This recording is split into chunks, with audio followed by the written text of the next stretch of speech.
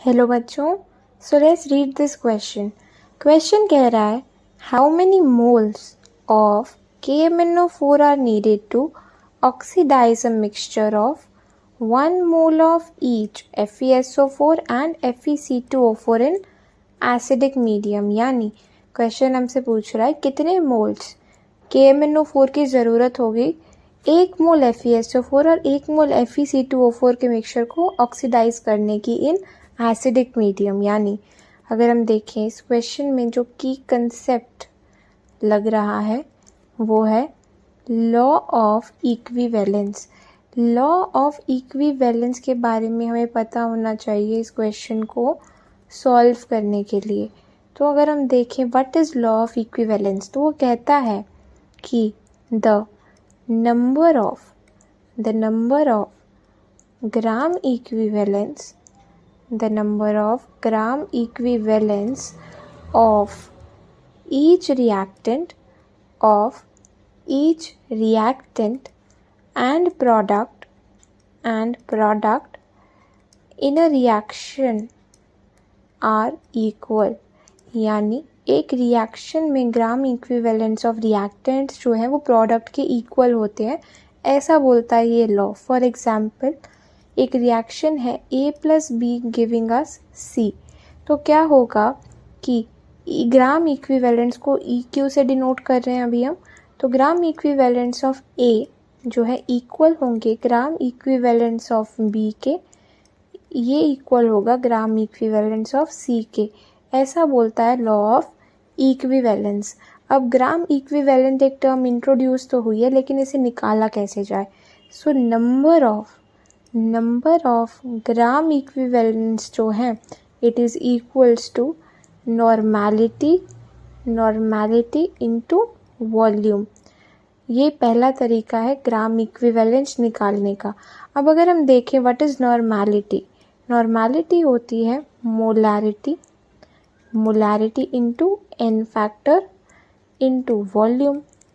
अब मोलारिटी को लिख सकते हैं moles by volume, n factor और वॉल्यूम। यहाँ से वॉल्यूम कट हो जाएगा और हमारे पास क्या बचेगा कि number of gram equivalents is equals two moles into n factor. यानी ये भी एक तरीका है ग्राम इक्विवेलेंस निकालने का।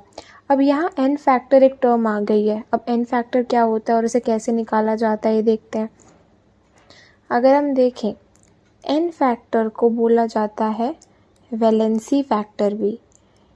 वैलेंसी फैक्टर कैसे निकाला जाता है? It is nothing but number of electrons gain और लॉस। यानी एक रिएक्शन में कितने इलेक्ट्रॉन्स गेन हुए या लॉस जो है उस नंबर को बोला जाता है n फैक्टर। ऑल्सो इसे ऐसे भी रिप्रेजेंट कर देते हैं mod of change in oxidation state.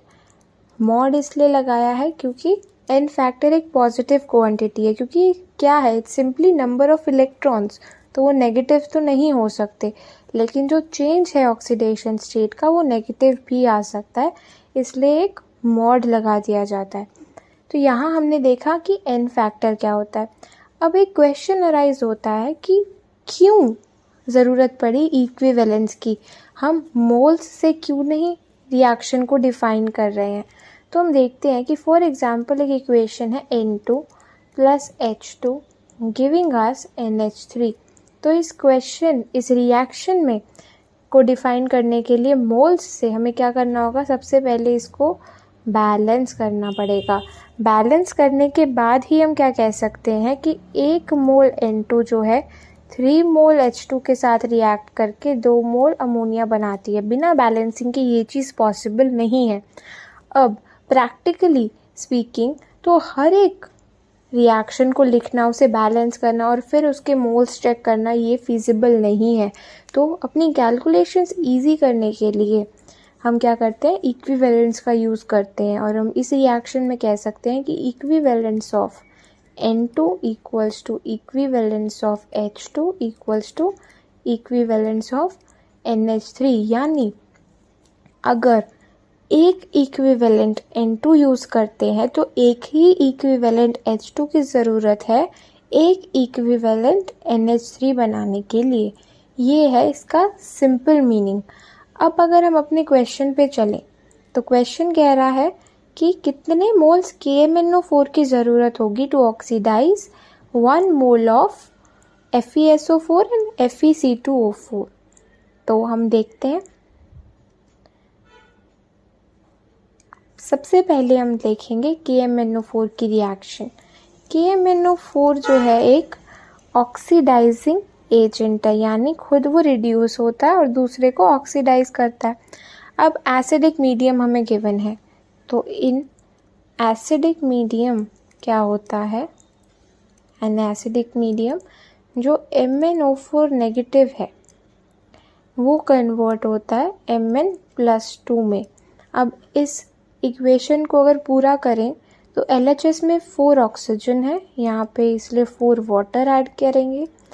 अब RHS में 8 हाइड्रोजन है तो LHS में 8 H+ ऐड करेंगे। अब बारी आती है चार्ज बैलेंसिंग की।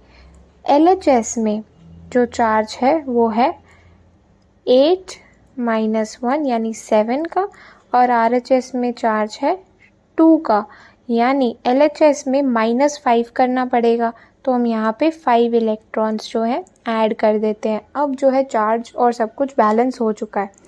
तो इस रिएक्शन को अगर हम देखें, यहाँ से हम क्या पता लगा सकते हैं कि जो N फैक्टर है हमारा वो क्या होता है, नंबर ऑफ इलेक्ट्रॉन्स गेन या लॉस्ट। यहाँ कितने इलेक्ट्रॉन्स यूज़ हो रहे हैं, वो है 5, तो यहाँ N फैक्टर आएगा 5 फॉर KMnO4। अब सेकेंड चीज़ है हमारे पास FeSO4 प्लस FeC2O4 का मिक्सचर हमें गिवन है। तो सबसे पहले इसमें देखते हैं हम FeSO4 की। FeSO4 में आयरन जो है वो +2 ऑक्सीडेशन स्टेट में है। अब KMnO4 एक ऑक्सीडाइजिंग एजेंट है, यानी वो इस मिक्सचर को ऑक्सीडाइज करेगा, तो Fe+2 जो है वो कन्वर्ट होगा Fe+3 में प्लस इलेक्ट्रॉन, यानी FeSO4 के केस में जो N फैक्टर है वो है 1, क्योंकि एक इलेक्ट्रॉन्स जो है लूज हुआ है। सेकंड अगर हम देखें FeC2O4 के केस में, सेकंड है FeC2O4। FeC2O4 में भी आयरन +2 जो है आयरन +3 में कन्वर्ट होगा, लेकिन यहाँ पे C2O4 2 नेगेटिव भी है, ये क्या करता है Cu2 में कन्वर्ट हो जाता है +2 इलेक्ट्रॉन्स।